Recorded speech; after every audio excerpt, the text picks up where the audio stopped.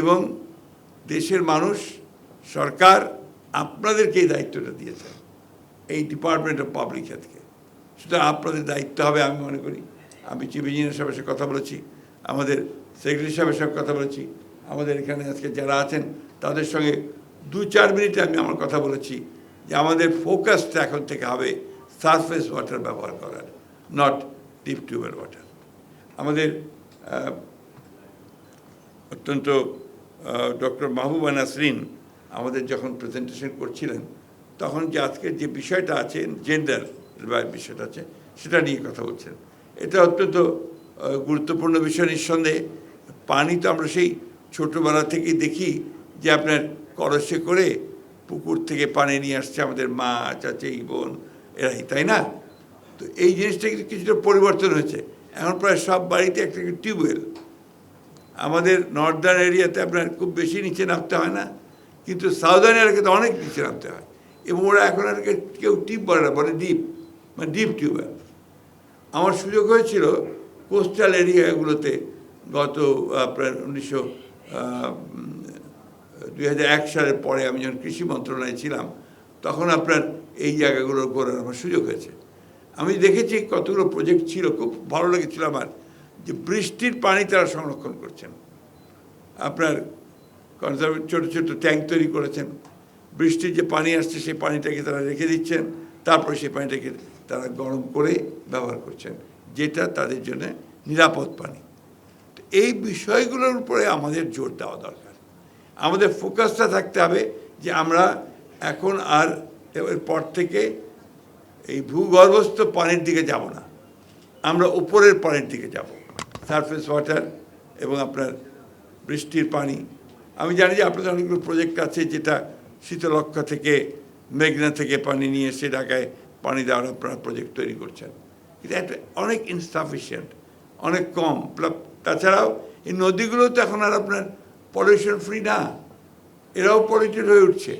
এটাও কিন্তু আমাদের একটা সরকারের উচিত হবে, আমাদের উচিত হবে যারাই আমরা গভর্নমেন্টে আসি এই বিষয়গুলোকে খুব গভীরভাবে নিরীক্ষণ করা, দৃষ্টি দেওয়া, এবং যাতে করে আমরা এই বিষয়গুলোর সমাধান করতে পারি। আমি খুব আশাবাদী, আমি বরাবরই আশাবাদী মানুষ। বাংলাদেশের মানুষই সমস্ত পরিবর্তন আনে, এই পরিবর্তন আমাদেরকে আনতে হবে, এই চেঞ্জ আমাদেরকে আনতে হবে। আমাদের যে মানদাত্তা, আমাদের চিন্তাভাবনা যে আমরা ডিপ টিউবওয়েল বসাবো আর পানি নেব, এটা বাদ দিয়ে দিই। লেট আস ট্রাই যে আমরা কীভাবে বৃষ্টির পানিকে সংরক্ষণ করব, সেটাকে আমরা কিভাবে আমাদের শহরের লোকগুলোকে বাঁচিয়ে রাখবো। আমার ঢাকা শহরের পাশে আগে অনেক নদী ছিল, ওয়াটার ক্যাচমেন্ট ছিল, আপনি অত দূর যাওয়ার দরকার নেই। আপনার এই যে হাতির ঝিল, এই হাতির ঝিল থেকে পানিটাকে যদি আপনি পরিশুদ্ধ করতে পারেন, এই পানি দিয়েই তো আপনি ঢাকা শহরের অনেকটা কাভার করতে পারবেন। এটা আমার বিশ্বাস, আমার মনে হয় আপনারাও এটাও চিন্তা করতে পারেন। দ্বিতীয়ত আমাদের যে আপনার পশ্চিমে আশুলিয়ার পাশে দেখবেন পানি জমে সবসময় থাকছে, ক্যাচমেন্টটা থাকছে।